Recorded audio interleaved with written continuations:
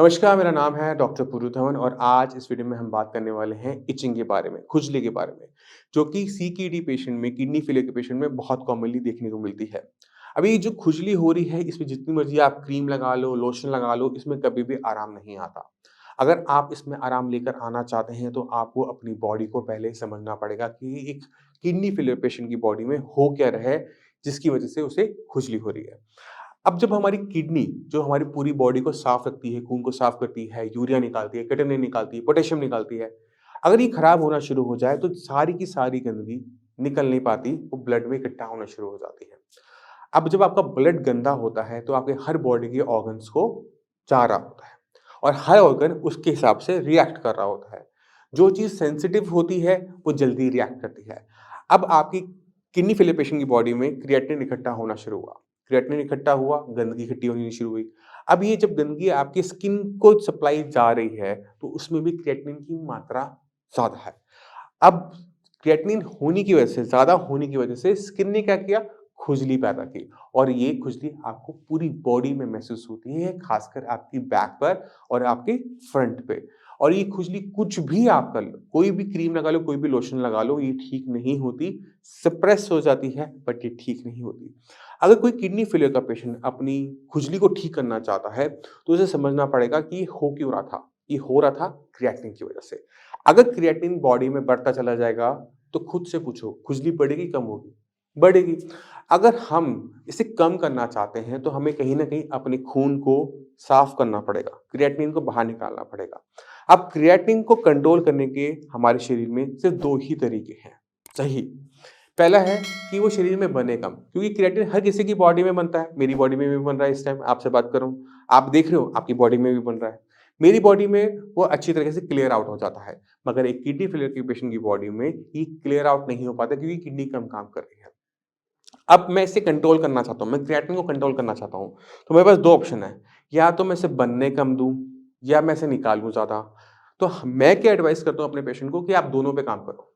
पहली चीज़, खाने-पीने को बदलो। अगर आप अपने खाने के अंदर प्रोटीन की मात्रा ज़्यादा ले रहे हो, नॉन-वेज खा रहे हो, दालें ज़्यादा खा रहे हो, पनीर खा रहे हो, दूध ले रहे हो कि वीकनेस हो रही है, तो रुक जाओ। आपको ये समझना पड़ेगा कि जो क्रिएटिनिन है वो प्रोटीन बेस्ड वेस्ट मटेरियल है जो कि मसल्स बना रही हैं। जितना ज़्यादा आप प्रोटीन का इंटेक करोगे, उतना ज़्यादा बॉडी में क्रिएटिनिन फॉर्मेशन होगी और जब वो ज़्यादा होगी, तो र बॉडी में ज़्यादा इकट्ठी भी होगी और रिपोर्टों में भी ज़्यादा आएगी और खुजली बढ़ जाएगी। तो पहला काम, खाने के अंदर जितना भी नॉन-वेज है, प्रोटीन है, उसे कट डाउन करोगे। इससे हमारी बॉडी में क्रिएटिनिन की फॉर्मेशन डाउन होगी और हमारे लेवल्स बढ़ने बंद हो जाएँगे। अब अगर आप प्रोटीन बंद भी कर देते हो पूरी तरह से, तो भी क्रिएटिनिन खत्म नहीं होता, वो एक लेवल पे बना रहता है। बढ़ना बंद हो जाता है, बट वो बना रहता है। अब एक तरीका और है जिससे हम इस क्रिएटिनिन की मात्रा को डाउन कर सकते हैं, वो है कि किडनी की फंक्शनिंग बढ़ा के।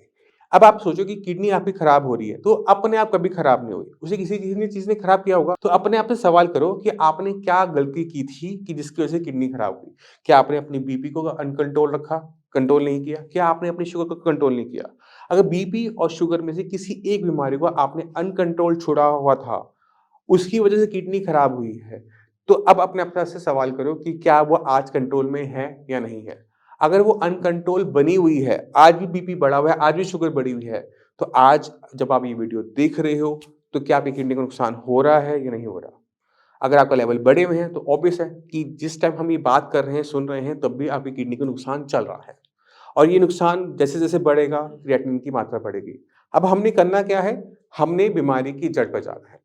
अगर किडनी बीपी से खराब हुई है, तो बीपी को कंट्रोल में लेकर आओ किसी भी कीमत पर। और जब मैं बोलता हूँ किसी भी कीमत पे, तो वो किसी भी कीमत पर होता है। अब बीपी कंट्रोल होगा तो कम से कम क्या होगा? बीपी शुगर कंट्रोल होने पे किडनी को और नया नुकसान नहीं होगा। जब नुकसान होना बंद होगा तभी तो भरपाई हो पाएगी। नुकसान और भरपाई साथ-साथ नहीं चल सकते, दोनों अपोज़िट हैं। तो हमने क्या किया? नुकसान को बंद किया। अब किडनी की खूबी होती है अपने फंक्शंस को बढ़ा लेने की। हमारा लीवर है, लीवर का हम जानते हैं कि रीजनरेट हो जाता है, वैसे हमारी किडनी रीजनरेट नहीं हो सकती। किडनी में प्रोसेस अलग तरीके से होता है। वो कैसे होता है कि हमारे जो किडनी के अंदर जो नेफ्रॉन्स हैं, जो लाखों करोड़ों की संख्या में होते हैं, ये अपने काम करने की क्षमता को बढ़ा लेते हैं। अब बस हमने इतना ही करना है कि एक किडनी फेलियर पेशेंट में इन नेफ्रॉन्स की काम करने की क्षमता को बढ़ाना है, जिससे वो ज़्यादा मात्रा में ब्लड को प्रोसेस कर सके, ज़्यादा मात्रा में क्रिएटिनिन और यूरिया को बाहर निकाल सके और क्रिएटिनिन और यूरिया के लेवल्स डाउन हो सके।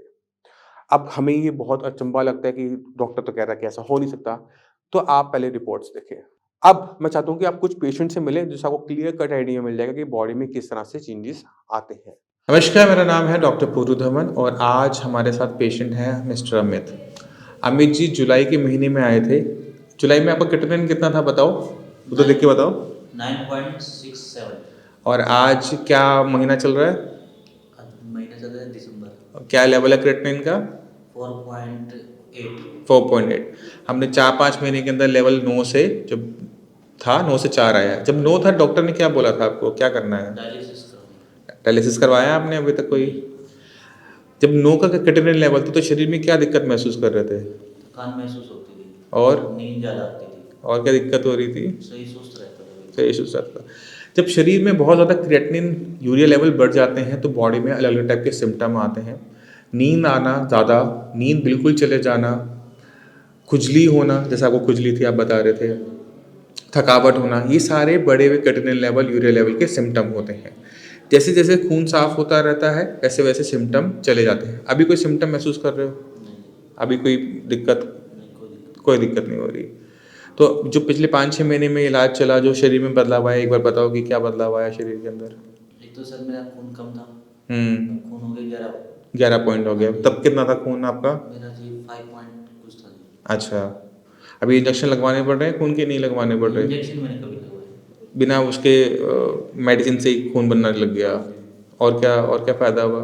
शरीर थकान नहीं मानता, थोड़ा बहुत काम करता हूँ, थकान नहीं होती शरीर में। अच्छा, तो जो बाकी किडनी के मरीज़ हैं उनको क्या बोलना चाहोगे? ये दवाई ली थी और क्या बोलूं। क्योंकि डॉक्टर साहब ऐसा है कि इसके लिए प्रॉपर जैसे विदिन 15 डेज और विदिन 30 डेज उसका टेस्ट क्रिएटिनिन और यूरिया चेक करवाते थे। वो तो महीने महीने टेस्ट होगा। एवरी टाइम हमें पॉजिटिव ही दिखाई देता था। अब रुक गया है। हर बार जैसे 1 पॉइंट 2 पॉइंट कम। ठीक है, अब थोड़ा सा उसमें ये है कि वो स्टेबिलिटी स्टेबल है 4 के पास आ 4 के पास। उसका मेन रीज़न ये भी हो सकता है कि जैसे इसकी किडनी 30% तक या एक 70% एक 30% दोनों किडनियाँ जो है वो नहीं है, आप टेस्ट गलत देख रहे हो। वो टेस्ट का मतलब ये नहीं होता। वो डीटीपी रीनल स्कैन होता है। जब हम खून साफ हो रहा है तो कौन सी किडनी कितने % साफ करी वो बता रहा है। अच्छा 70 और 30 100 हो जाएगा ना। तो वो भी तो डॉक्टर साहब काफ़ी ये था ना, काफ़ी मतलब अभी जो जब आप मेरे पास आए थे तो किडनी 90% के आसपास बंद थी। वो भी तो क्रॉनिक सिचुएशन थी डॉक्टर साहब। वो बहुत ख़राब सिचुएशन थी। उस टाइम में डायलिसिस पक्का था। आज जो लेवल है क्रिएटिनिन 4 पे क्रिएटिनिन का मतलब ये होता है कि किडनी 60% आज की तारीख में भी काम नहीं कर रही। क्योंकि इनको हमने जयपुर गोल्डन में देखा था तो किडनी स्पेशलिस्ट को उन्होंने बोला कि भाई आप किडनी ट्रांसप्लांट करवा सकते हो, कोई इसका है नहीं, कोई हमारे पास कोई और इलाज है नहीं। तो लेकिन फिर पता लगा कि भाई जैसे साइंस इंजीनियरिंग यहाँ आपका पता लगा तो इनकी मेडिसिन वगैरह जब शुरू करवाई तो स्टार्टिंग में जब इसकी फर्स्ट रिपोर्ट करवाई तो उसमें काफ़ी क्रिएटिनिन लेवल जो है डाउन आया। तो हमें ये लगा कि भाई शायद, तो फिर हमने एलोपैथी को छोड़ के और साइंस इंजीनियरिंग पे पूरा कंसंट्रेट किया कि भाई जो ये करवाया है वही करो, उससे ही हो पाएगा, कुछ होगा। चलो अब तो बहुत अच्छा चल रहा है हमारा पेशेंट, कोई दिक्कत नहीं है। कोई भी डाउट हो, कुछ भी पूछना हो कभी भी मेरे से आके पूछ लेना, कोई दिक्कत नहीं है। हर तीसरे चौथे महीने पे आ जाया करो। ठीक है। बाकी अपना 2-3 महीने तो अपनी मंगवा ली, जब लगता है टाइम है, फुर्सत है, दिल्ली का चक्कर काटना है, आ जाओ। ठीक है। तो ये है कि आपकी कृपा से थोड़ा बिल्कुल ठीक हो जाए तो चक्कर काटने बंद ही कर देंगे फिर हम। देखो झूठ क्या बोलूँ, अगर मेरे बस का होता तो मैं पहले महीने में कर देता। चलो इतना भी काफी है डॉक्टर साहब। आप सोचो एक अच्छा मरीज़, एक अच्छा ठीक हुआ मरीज़ हमारी सबसे बड़ी वो एसेट होती है, क्योंकि वो इतने मरीज़ भेजता है जो हम संभाल नहीं सकते, हमें कुछ करना नहीं पड़ता। तो हम खुद चाहते हैं कि अगर कोई मेरे पास होता मैं ज़रूर देता, बट ऐसा है नहीं, मेरे पास नहीं, किसी के पास नहीं है। अगर मेरे पास नहीं, किसी और के पास होगा, कहूँगा उसके पास जाके इलाज करवा लो। तो चीज़ होनी चाहिए, होगी तो ज़रूर मिलेगी। ठीक है, अच्छे से खाओ, जो दे रखा है उसे अच्छे से लो, मेडिसिन टाइम से लो, लेवल जो डम करवाने कैसे करवाने वो मैं करवा दूँगा, कोई दिक्कत नहीं। ठीक है, चलें। तो आपने देखा जैसे-जैसे क्रिएटिनिन डाउन गया, वैसे-वैसे खुजली भी कम होती चली गई। यही हमने करना होता है हर किडनी फेलियर पेशेंट में। आपको खुजली हो रही है, नहीं हो रही, कोई फ़र्क नहीं पड़ता। आपको अपने खून को जितना ज़्यादा आप साफ़ करोगे, उतनी कम कॉम्प्लिकेशन आपकी लाइफ़ में आएँगी। उतना आपको बेटर फ़ील होगा। उतना लंबा टाइम आपकी बॉडी चल पाएगी। उतनी देर से आपको डायलिसिस या फिर ट्रांसप्लांट के बारे में सोचना पड़ेगा क्योंकि आपकी किडनी अभी काम कर रही है। तो मैं उम्मीद करता हूँ इस वीडियो से आप समझ गए कि एक किडनी फेलियर पेशेंट में खुजली किस वजह से होती है और कैसे उसको ठीक किया जा सकता है। अब इसी के साथ आप सभी से मैं चलने की आज्ञा चाहूँगा। मिलते हैं अगली वीडियो में, तब तक के लिए नमस्कार।